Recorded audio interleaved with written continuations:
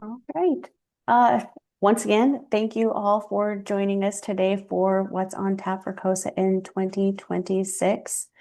I am going to go ahead and turn things over to Joy. Thanks, Christy. Welcome, everybody. I am Joy Banks, the Executive Director for the Council of State Archivists, and we're so glad to have you joining us today to talk about what's going on at CoSA for the next 12 months. And we hope that you'll leave feeling excited and energized for everything that we have planned. Your leaders and volunteers have really put together an excellent slate of programming and gatherings, and I'm excited for you to hear more about them. As always, we love to thank our sponsors for all of the support that they give each and every year. This year, we're welcoming back Preservica as our exclusive sponsor of the CIRI program. And we are also grateful for the continued partnership of Ancestry, Apex, and Family Search. We are also glad to say that Atlas Systems and SMA Analog Imaging are continuing as corporate sustainers for this year. As always, we are hopeful to engage many more sponsors. This is an excellent non-dues revenue source for us and helps you all get to know the folks that are in the field that have services and solutions for the things that you have going on. You can either visit our website to learn more about sponsorships or get in touch with Andy Denham, who is CoSA's Development and Operations Manager, if you have suggestions for us to be in touch with folks. But I think we're going back to you, Christy. So, as you can see, we have a lot on the agenda today. But before we jump into that, I do want to draw your attention to the poll that should be popping up on your screen, hopefully. If you could just take a few moments to complete this poll, it really helps the webinar working group plan and prepare for future programming. And then as you are completing the poll, I'm going to go ahead and pass things over to Alan Ramsey, the Connecticut State Archivist and CoSA President, who will be talking about the theme for 2026. Thank you. Thank you, Christy. Good afternoon, everyone. Welcome again. Good to see you all today. So as we look ahead to this year, which I know we're about 21, 22 days into at this point, one theme that kept coming up was the theme of resilience. And so I'd urge you, there should be a link coming out into the chat about a link to a blog post that Joy has put together, kind of diving more into it. I'm not going to spend a ton of time on it today, but I'd really urge you to take a look at her post on resilience and sort of how we think about resilience. Um, we often think, I want to frame it as, that it's not just how we per se respond when something goes wrong, but actually planning and preparing for when things could go wrong in the future. And we did some of that last year. I know State Archivists did and and the board as well, sort of thinking about scenario planning and how we sort of think things through because you just never know what might come up. And so having a plan in place so that you can work through that. Um, you know, like things like, as we've talked about like cybersecurity risks, aging infrastructure. I think we all can attest to that, or most of us can attest to that. You never know when that roof is going to leak, or who knows what's going to come up. Staffing challenges, depending on what your budgetary situations are like, and rapidly and ever expanding both digital and physical records, and that a lot of us are dealing with, including here in Connecticut as well. Um, you know, Trying to build that readiness and redundancy, strengthening our workflows, planning for our, leadership and staff transitions, which I just went through one here, and I know that you all go through them frequently as well, but really getting that in plan, getting those plans in place, or as we say, if somebody won the lottery, what do you do? Because that's always a nice thing. Like, how would you carry on your functions and features? And it's also institutional. So, all the different individuals and partnerships and continuity of knowledge, which I was just kind of mentioning, and organizational culture. Um, we are, uh, it's not just operational, but we need to be here as state and territory archives to help our states and territories may meet their mandates, both for the citizens and for the state and territory to, rights and transparency and all of those things. So we need to be able to be resilient, and how do we keep functioning even if, we have really great things going on or we don't have as great things going on. And as we talk about today, what's all the great things going on this year, you're going to hear about a lot of really good things going on, a lot of programming, about our annual meeting coming up here later this year.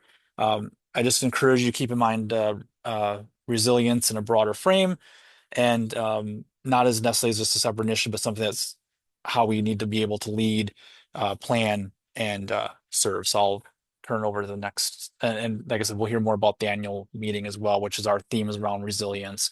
And so I'll turn it over to the next slide, and I'm here. So let's see what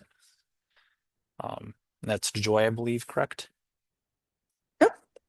It's me, Oh, Catherine. Catherine. Sorry, Um, Catherine. Apologize. yeah, no problem. So, our theme for this year's annual meeting is preservation, adaptation, resilience, building stronger state archives.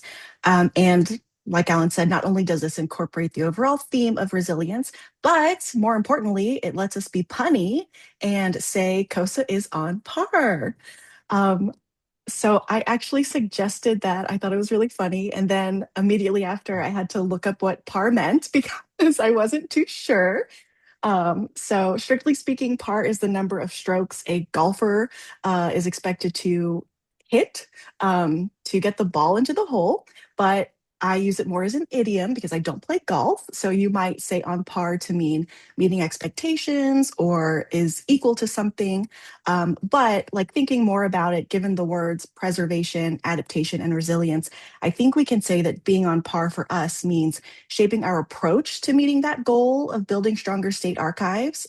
So as we think about possible discussions and presentations for the annual meeting, we can ask questions like, what are the expectations for success? How do we structure around these core ideas proactively? Did I stretch before making this reach? I kind of did, but I think it worked out. So this year, our annual meeting will be co-hosted by South Carolina and North Carolina and held at the South Carolina State Archives. So make sure to save the date for September 23rd through the 25th. And if you would like to be more involved, join the planning committee. There's going to be a slide about that, I believe, and more information about lodging and transportation will be out soon. And I will turn it over to Joy. Not Joy. Stephanie, Stephanie. our treasurer. Hey everyone, thank you so much for the time. My name is Stephanie Clark, and I'm the State Archivist of Oregon. I'm also CoSA's Secretary and Treasurer. I wanted to take a few minutes to remind everyone to please go ahead and pay your invoices for your CoSA membership annual dues. If you have not received your invoice yet, check your spam filter. That's where mine was. You should have received an email. You can also log in to InfoHub and view and pay your invoices there, or you can email Andy directly at this email address on your screen to get another copy of your invoice.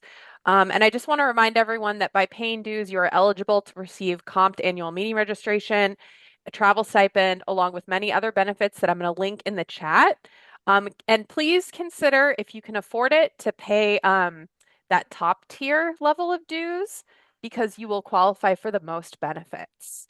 So I'll put the link in the chat, but I just wanted to take this opportunity to remind folks that if you haven't seen the invoice yet, it should be there, and get that paid up. Thank you so much.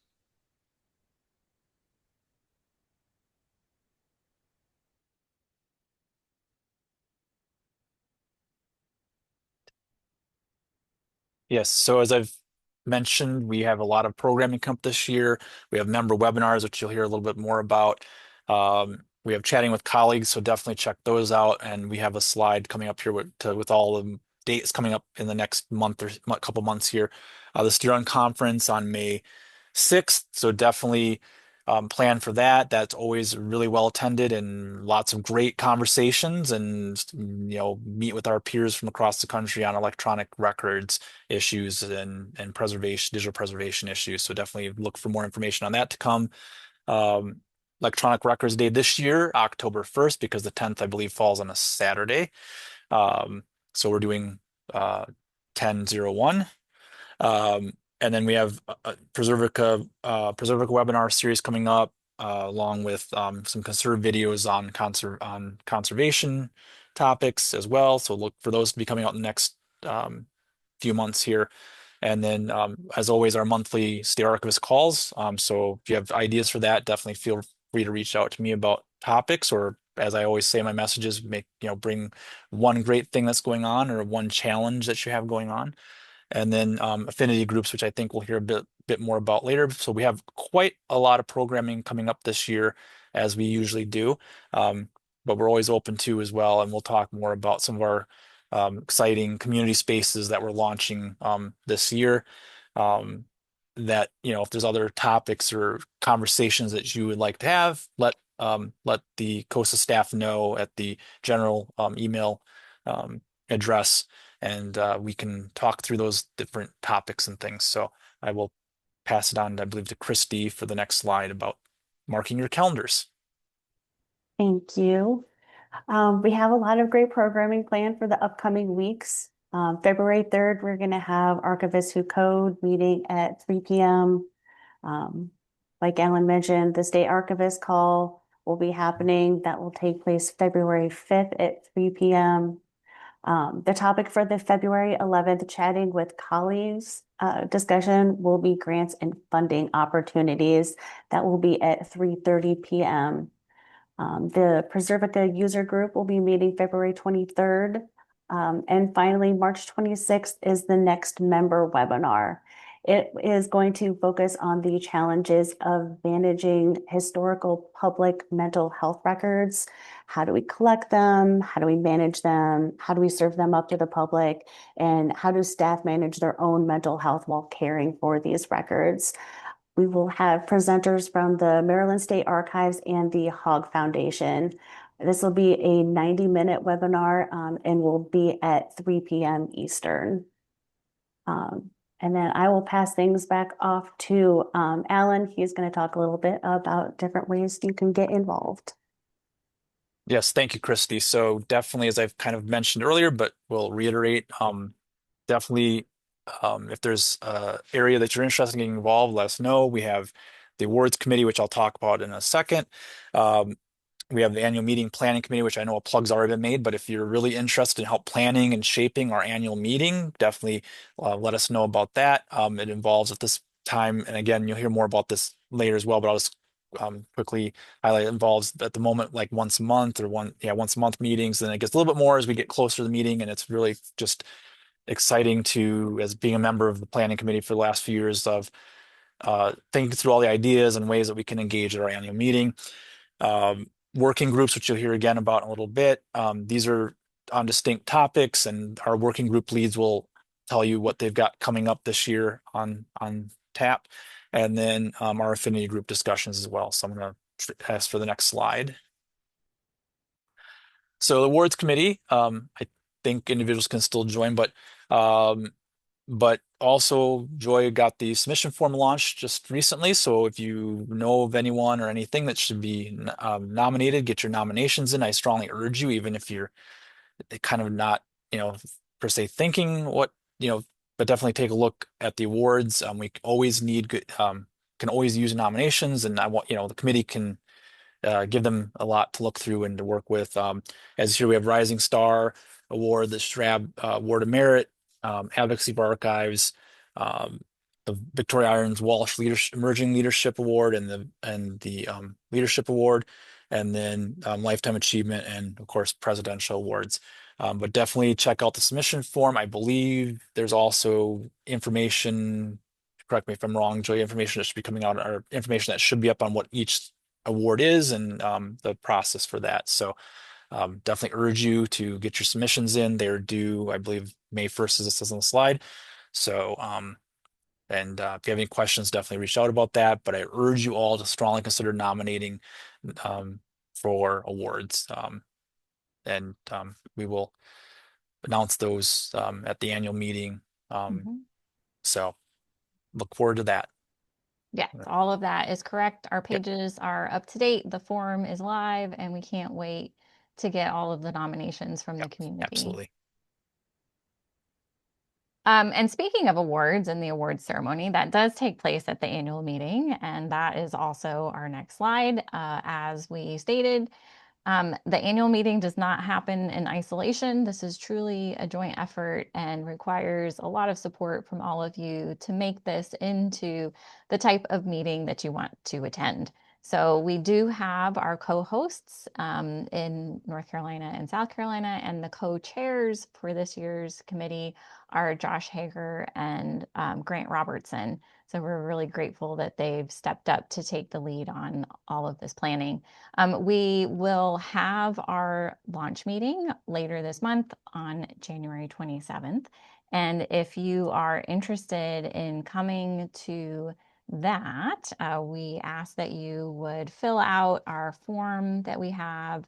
And this is going to be for pretty much the next several slides to join all of our CoSA groups. I'm going to get that posted. We have a single committee. I know a lot of groups kind of split planning and local arrangements, but we do this all together. We found that the conversations come up naturally in the planning. So this isn't just about if you're interested in helping to shape the call for proposals and the selection of the sessions that we'll have, but it's also if you really like to explore new restaurants and think about the things to do in a town. This is the opportunity for you. So if you have any questions, you can reach out to Becky Juleson, who is going to be the primary staff coordinator for this as our program manager, but you can also reach out to Josh or Grant, and we'll kind of share that closed more closely in our spaces as they get ready to start. So any questions probably are best suited for Becky right now, and she'll get you added to that group so that you can join that initial launch meeting.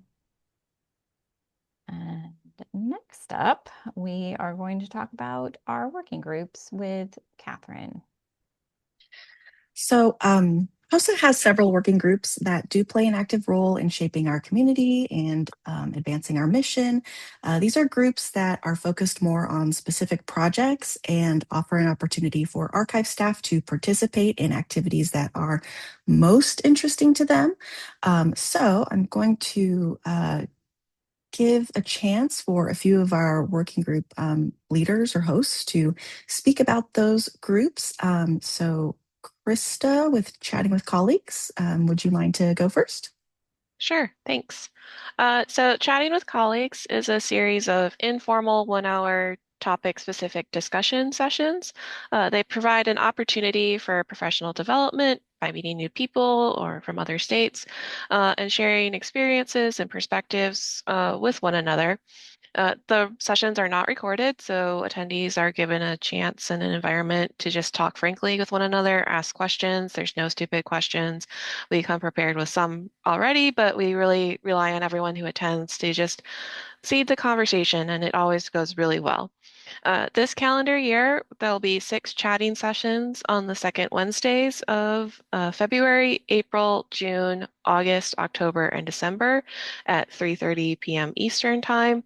And it uses CoSA's Zoom account, and you can register. And I believe the registration link for February has already gone up in the chat.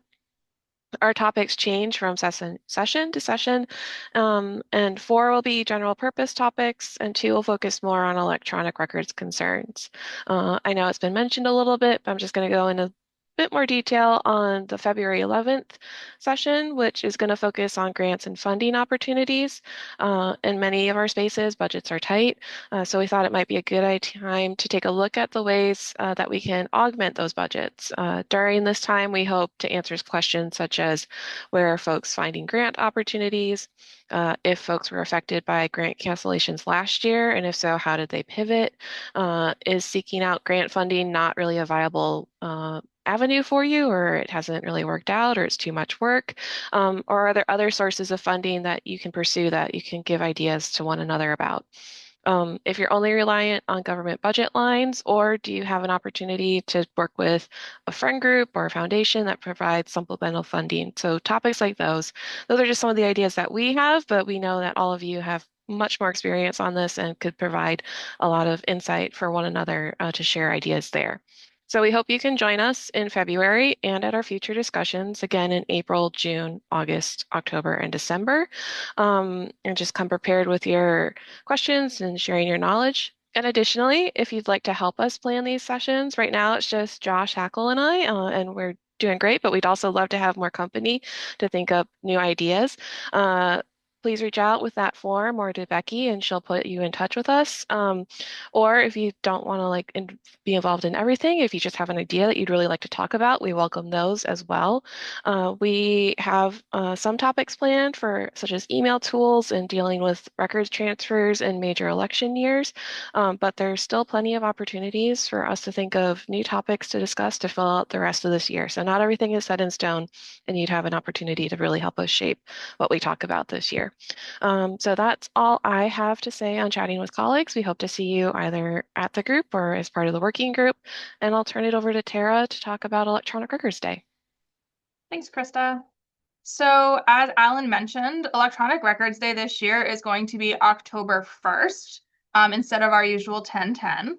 And one of the great things about the Electronic Records Day working group is that it's a group that you can get involved with that has a very short time commitment in comparison to planning events that are happening months and things in such a way. We really are focusing on the poster that CoSA presents every year regarding Electronic Records Day, but then also the webinar. So it's not quite as heavy of a lift as some of the other groups. So if you're looking for an easy way to start to get involved in CoSA, this may be a good group for you. We do not have a topic yet, as it is still so far away, and we're kind of hoping that maybe the STEER Unconference will kind of bring some inspiration.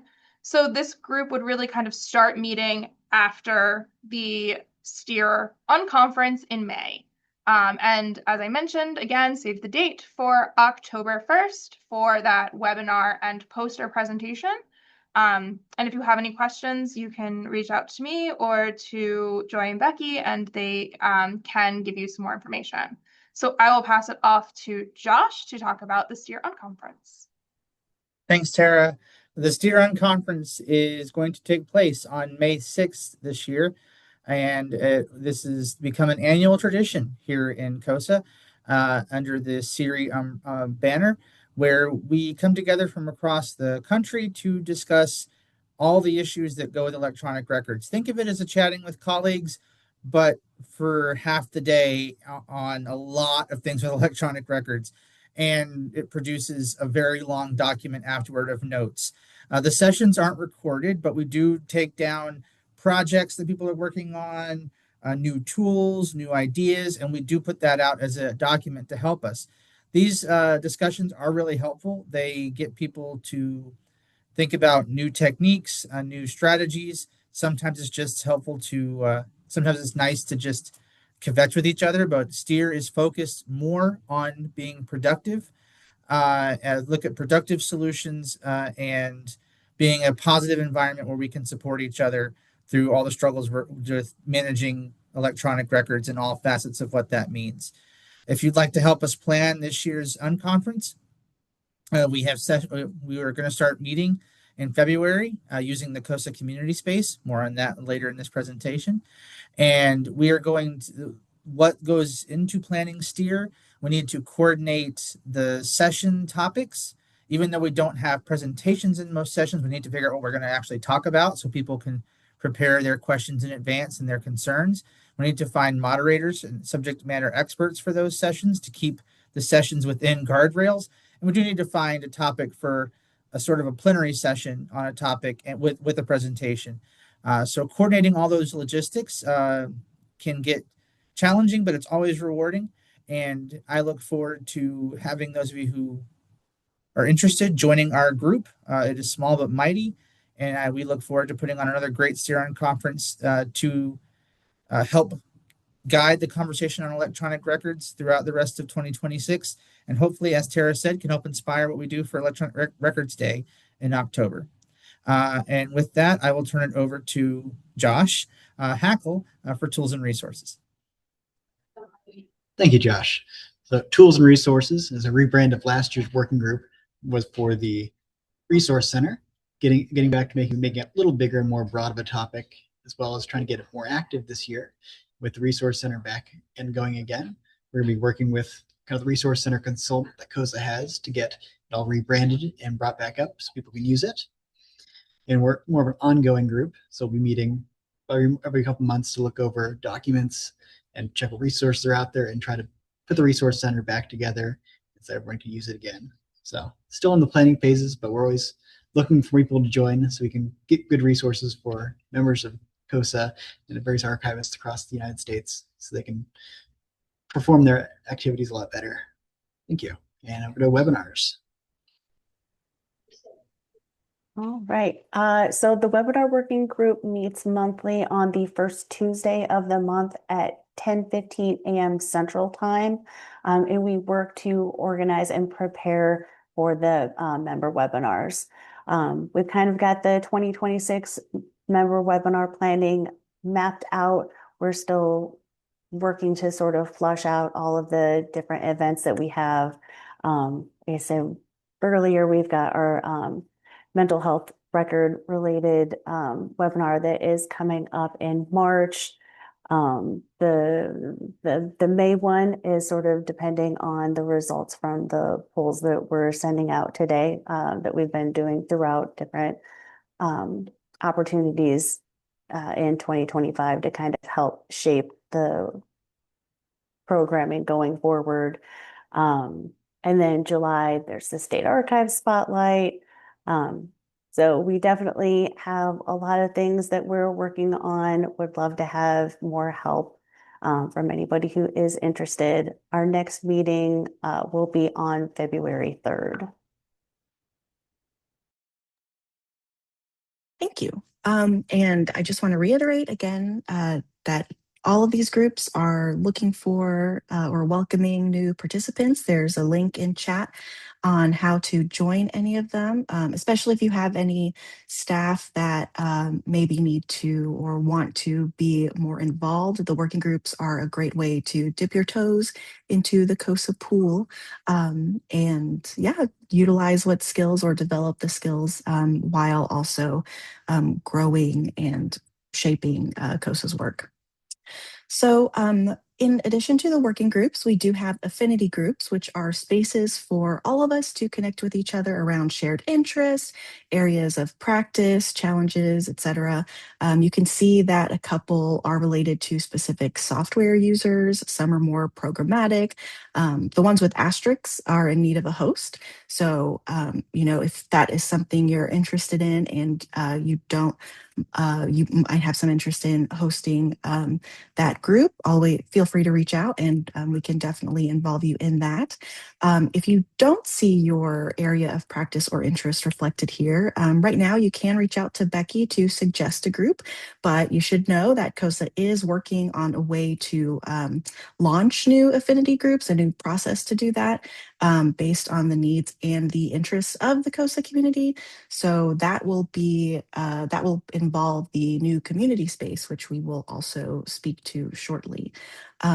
Is there anyone present who would like to speak about their experience with any of the affinity groups?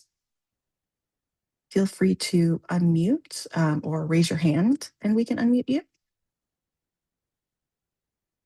And hosting is very simple. CoSA staff is available to support that. I can at least speak to Shrab's affinity group where I host it with Jen Miller from Utah, and we have really just done video meetings to kind of discuss where our respective Shrabs are, what kind of activities we're doing, how we're doing with the grants and whatnot. And that's been a really good way to see how other Shrabs are operating and make suggestions for developing Shrabs and work on documents to help developing Shrabs too. Is anyone here from Archivists Who Code or Preservica users who would be interested in speaking to those? I'm willing to jump in on the archivists who code, Yeah, especially thanks. as a person who doesn't necessarily count themselves as a coder to maybe the detriment of the group, but it has always been a good conversation with everyone who participates and shows up. Bonnie does a really great job of reminding us to meet up and seating discussion. And again, it's another kind of informal group of fellow electronic records archivists who all get together and do share their expertise with one another, and has been a good way to get to know what everyone's been working on. And some people, yes, do code and are more advanced, and I'm sure would love to have other people who code join in and provide feedback there too, not just people like me who have shown up and just wanted to hear and learn. So it's a nice mixture, folks. Don't be uh, put off by the title Archivist Who Code. It's a very welcoming group, and willing to meet and have more people join. Yeah, Um, that's a great point. Yeah, go ahead. I'll jump in for Preservica user group. So Danielle Marchetti and Rachel Smith are the two who organize the Preservica user group. We usually meet the third Monday at 3 p.m. Eastern time.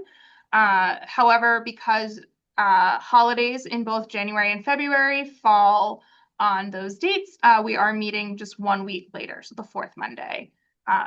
And it is a place where we can talk about any issues that we've experienced, questions that may come up in using Preservica. And again,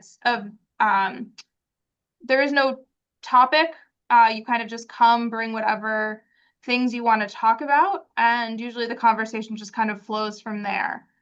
So again, if you have any questions about it, we can answer them, but it is a very open space for people just to talk about how they're using Preservica, and we do meet quarterly with Preservica representatives, so we can bring issues that we are finding as well as ideas to how to improve the platform to them. Thanks. Thank you. Yeah, yeah, a lot of these groups, you are not required to attend every meeting, that occurs. If a meeting occurs, there are also community spaces where you can just make a post if that's something you'd prefer to do, if that's how you would prefer to engage with the group. So yeah, there are a lot of ways to be involved and connected around these specific interests. And again, if you don't see something that you would like a group for, just please reach out, and we can go about launching that or creating that for you.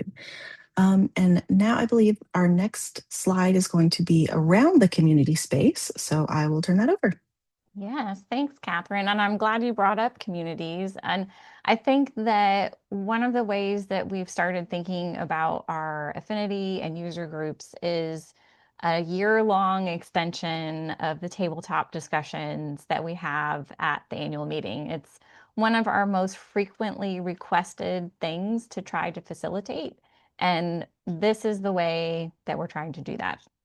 And we really hope that this new community space that we've started to launch and roll out is going to be a tool that you all can use to have dynamic conversations with each other and answer questions in real time and just connect with your colleagues in meaningful ways in between annual meetings and other spaces that we have. As an organization, we're always trying to monitor the health of these community spaces that we have and looking at improvements that are coming within the association field. So with our transition to Growth Zone as our member management platform in 2024, they have been working diligently to improve this additional module that they offer to their customers. This is planned to replace the forum spaces that we've been using with mixed results. So we're hopeful that this is going to be a more dynamic way to communicate with each other. The interface and user experience is much more modern. It doesn't feel like 1990s coding, and is a lot more reminiscent of social media and the ways that people connect with each other these days. The thing that we're also very excited about is that once we get these spaces launched, if you have a new affinity group that you would like to use, if there's a working group that needs to meet, you have a lot more autonomy as the leaders and the planners for these spaces to launch meetings and set up these spaces without having to connect with the CoSA team. Not that we don't love setting up Zoom rooms for you, but this will let you do that without having to wait for us. If you're having a discussion and you find, oh, hey, like this is actually something we want to talk about right now, you could launch a meeting right then and just start a conversation with your colleagues. So we're very excited about that. We also know that this will take adjustments, but we've been rolling it out to some of our more active groups to test. We had our state archivist call in there this past month. And then we feel like this is getting a positive response from folks. I think that one of the things that I'm excited about is that it will really give you a way to connect with your peers across the country that is within the platform.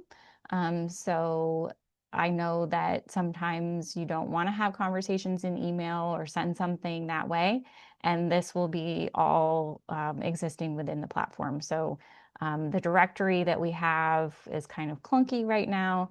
This, you can just send a direct message to a colleague and they'll just get a little blip that says, hey, you got a message, and then they can go read it.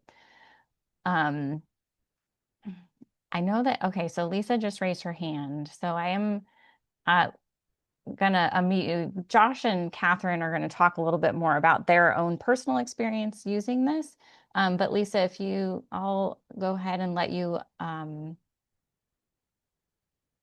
allowed to talk. That's what I'm looking for. And do you have a question about this, or if it's something else, let us know.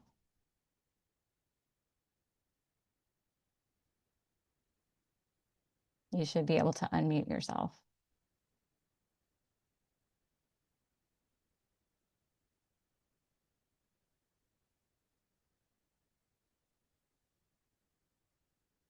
But it might been a fluke. So Catherine and Josh, maybe you want to go ahead and start. And Yeah, I'll definitely go ahead and jump in. So we used the community for one of our Shrab affinity group meetings, our most recent one. And I think one of the benefits of using this space is that you can set up your own virtual meetings without having to go through Becky or Joy to set up the Zoom. It's a pretty typical virtual meeting setup. So there's nothing like really uh, it's all intuitive if you've virtually met before, like you are doing today. So it's really easy to do. And I really liked that, it's going to show up on your calendar in the CoSA community board. It'll send you a link that you can add to your calendar. I think I just really like the meeting options for the different groups. So far, that's been one of my favorite things. And yeah, I just think it's like a nice cleaner space. So hopefully we see a lot of activity in it because I think it's really good. I also like that you can see all of the groups. And even if you're not part of them, you can still see what the options are if you weren't sure. You can see that, oh, here's a group maybe I'm interested in joining and, reach out that way. So yeah, it's really neat.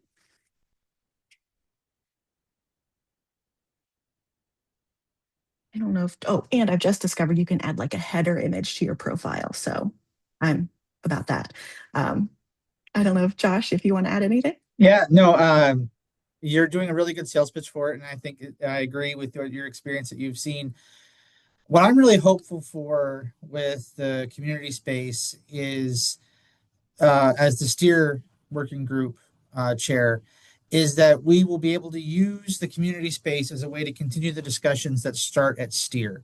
Because every year, STEER is a great event where we get excited about electronic records programs, and then we get back into our daily lives of all the things we have to do. And it's kind of hard to just press those emails, send the emails and get into, but in this space, if we just put it into our let's check it daily, we can have discussion spaces where we can actually start a dedicated thread to whatever the topic is that comes out of steer. And it doesn't have to be a large topic. It could be something very specific, like, hey, Kentucky shared a tool that they're using for how to ingest records. Here's a thread on that tool, and we're going to talk about, the pros and cons of that tool. And also, we can talk about it openly because this is a space for us as state and territorial archivists. This is not on Facebook. This is not on Twitter. We can talk with our colleagues in an open environment. We don't have to be worrying about, are we going to anger other people? We can be, you know, we can be open, we can be honest, we can be helpful with each other. And I'm really excited for that because as I think I don't know if I can speak for everyone else, but I have really found that social media in general over the past few years has degraded in terms of its usefulness. And there's not a lot of great places for us, especially as archivists and especially as government archivists, to talk to each other. And I think this will fulfill that function in a way that's professional and clean. And I'm really excited CoSA is giving us this opportunity to do it. And I'm really excited to see how the discussions come out of STEER and the annual meeting here. And we can also use it for fun events too. If we wanted to do a social gathering, we can do that in community space. I would love to have a virtual trivia night at some point in the community space where we can just come together and hang out. But this would be a good place for us to build that community, metaphorically and literally, of state and territorial archivists across the country. So thank you to CoSA for putting it together, and let's see what we make of it. Yes. Yeah, I'm glad you mentioned that, Josh, because one of the things that Becky and I are working on is this like transformation of ideas into spaces. And this, I feel like the community is going to be a big part of that. Becky is going to be, she's been working on a handbook. She sent it out to a couple of folks to test and read and make sure that it makes sense. And then we're also going to plan to do like a training webinar that we will definitely record and distribute so that we can just kind of focus on making sure people can navigate and onboard to this new space and how to use it and make sure that things are working okay. There are still a few bugs. It is still a platform in development, but the Growth Zone team is actively working on things. As you onboard, if you encounter weird things, we have encountered weird things, please let me and Becky know so that we can escalate those to their support and design team. They are very responsive because they have high hopes for this platform. So with that, I think I am ending this with a little bit of an update on just CoSA, what is happening with us more generally as an association and an organization. And then we'll have some time for questions. So if something came up, if you want to put it in chat, or we can also unmute you here at the end. There's been some smattering of allusions to things that we're going to be doing. I know Josh mentioned it in regard to the tools and resources. And I think that many of you have probably seen the posts that we made recently that we have a lot of contract positions opening. We are really fortunate to be in a space right now where we have really positive and strong funding from the Mellon Foundation to achieve some critical goals that we have. One of them is our next strategic plan. Our current strategic plan is expiring this year, and we are going to be engaging a consultant to really help us think about the next set of time for CoSA.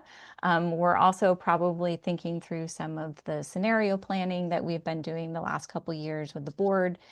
And what does a sustainable organization look like for the future? This comes within the grant that we have that is linked to the Resource Center redesign and the design of a better way for doing data visualization. CoSA has collected a ton of data and it's locked away in PDFs. How is it that we can release that for better use, for advocacy, and for making an argument for the critical nature of state archives for this country? We're also linked, but through separate funding, going to be doing an IPER refresh and looking to enhance that really popular curriculum with things that are relevant for today, including cybersecurity, thinking more about fronting electronic records in the conversation for disaster and emergency preparedness. If you know anyone or you are a contractor who is interested in working with CoSA, those are all posted to our website alongside some other just general operations things. We're looking for somebody to help us with communications, and we have a couple of small projects too, including the State Archives Passport, which I've been talking about if you have been in a meeting with me for the last few years. This is the year we're gonna do it. So take a look at those, share with your friends. Um, a lot of that work with the grants will start to inform some of our research outputs in the next several years, including another ARM survey. When I first came to CoSA, I heard loud and clear that we wanted to rethink ARM, we wanted to pause, we wanted to redesign. And so we have the funding now to do that and placing it in the context of this strategic plan of the resource center redesign of our data visualization project. So I am a data nerd at heart, and I am really excited that we are going to do this again. It will look different. We have lessons learned from the recent release of the DPCMM. Yes, those are the right letters. Yes, which was the last iteration from Backer. So we're looking at ways that we can kind of integrate these different data collecting activities that we do. And then starting to think through with the tools and resources working group and all of you, what are the guidance documents that we need? What are we lacking? What are the conversations that you're having where you really wish that somebody would make make a standard or say something about a topic or an issue that has the CoSA stamp on it, thinking more about CIRI as an institute and aligning it as a trusted source of guidance and information for the broader field of electronic records. So I'm really excited to see all that kind of nested within this other work that we're doing. And with that, then we're thinking more broadly about the ways to make your connections more meaningful and impactful so that you are connecting quickly with each other at the moment in time when you need support, that we're nurturing relationships that go beyond our jobs. Josh has talked about a trivia night. I'm hopeful maybe this will be the year where we get a book club started. But just kind of talking more about life and what we do outside of the work that is happening. It seems like 2026 is going to be a good year to make sure that we're grounded in our humanity and remembering that we're more than this work, though it is very important. Um, Now, that's not a natural segue into my last slide, but it is more about like that CoSA is here to connect all of you. And one of the ways that we connect all of you is giving announcements about really fun and cool things that are happening. So John Dugan, who's the State Archivist of Missouri, is also connected with the National Genealogical Society now, which has been a really fruitful relationship, making this connection between state archivists and the genealogists as one of the major user groups. John's put out a call a few different times about this state archives crawl that they're pulling together, and he is still looking for a few more people who will engage with this, especially in the Northeast and some of our larger states. I don't know, John, if you wanted to put in more of a plug, I can unmute you, or you can just give a thumbs up. Yeah, I as of today, we have 22 states confirmed, three states and territories who are tentative, and those of you who haven't responded know who you are. But literally, with it being America 250, I'm hoping that some of the early Northwest Territory states that haven't responded, and the or early colonial states, those are really the ones, and very big states. That haven't responded. I'm hoping those are the ones because I feel like, and I'll call out California, but like I feel like we have a huge membership in NGS from California, and California hasn't responded yet. We would love to have like California, be represented because I think there's an audience for that. But thank you to everyone who's already responded, and hopefully you'll be getting some updates from NGS soon. Yeah, thanks, John. So if you have announcements like that, we're glad to help facilitate you sharing them to a list, to put them in our news brief, to send out an email blast. Those are all things as members of this association that are open to you. Just reach out either just to the info box or any of the staff. We work for you. So however we can help you achieve these goals or share good news or boost a fun event, we're glad to do that. So our last slide is questions, which Christy is going to facilitate. Yes.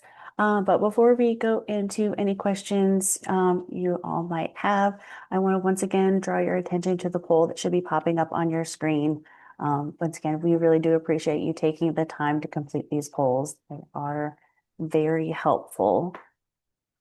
While you're all doing that, I will keep an eye on the chat box. And also feel free to raise your hand if you have any questions.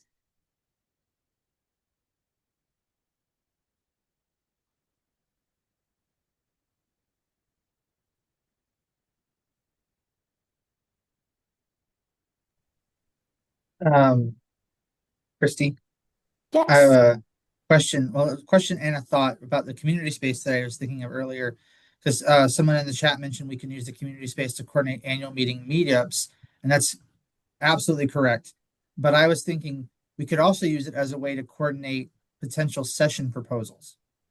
So if you have ideas for a topic, but you don't have enough people like within your state or territory to speak on it, we could use that forum as a way like, hey, I want to talk about, to use Alan's example, I want to talk about mental health records, but I want other states to join me, put that out there in the community space, and then just see what happens. And we might be able to recruit more people than you think from other places that you might not even realize are doing that work. And that would make our meetings stronger. That's a really good idea. Thank you. This is Greg Crawford, Library of Virginia. Just my question has to do with um, if my staff, my archival staff, want to participate in these like the unconference electronic records day, do they have to sign in and create a username and password for the CoSA site, or can they just go? Can I send them the link straight to it and they can register? It will depend. Some of the events and activities are open to the general public, and you wouldn't need to have a username and password, but a lot of the affinity groups and those things are for the CoSA community, which includes your whole staff. And so they would need to go ahead and get at least their username and password sorted out. Becky can provide any sort of support that they might need to get those set up. We try to keep the bar low, but we also want to make sure that we're making spaces for the CoSA community. Some of these are limited, like the Preservica user group is something that is for our group. And you just need a login to get into it then. Thank you. Yeah, and that's a great question, Greg, because I think we're still working on the definition of the CoSA community. So our members are the 56 state and territorial archives, and it includes anyone who works in them. And I think that's been part of the push towards more dynamic spaces for connecting, because our group went from 56 people to, I think our core connection list at this point is almost 650 people that we have on record that work in the 56 institutions.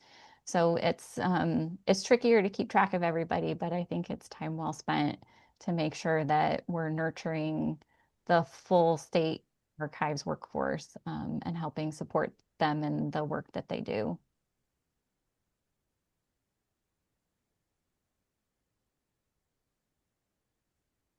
All right. Well, I am not seeing any questions in the chat box. I don't see any hands raised. So we can go on to the final slide. Just all of the ways that you guys can stay connected with CoSA and each other. There's always the website, the new community space that we've been talking about, Facebook and YouTube.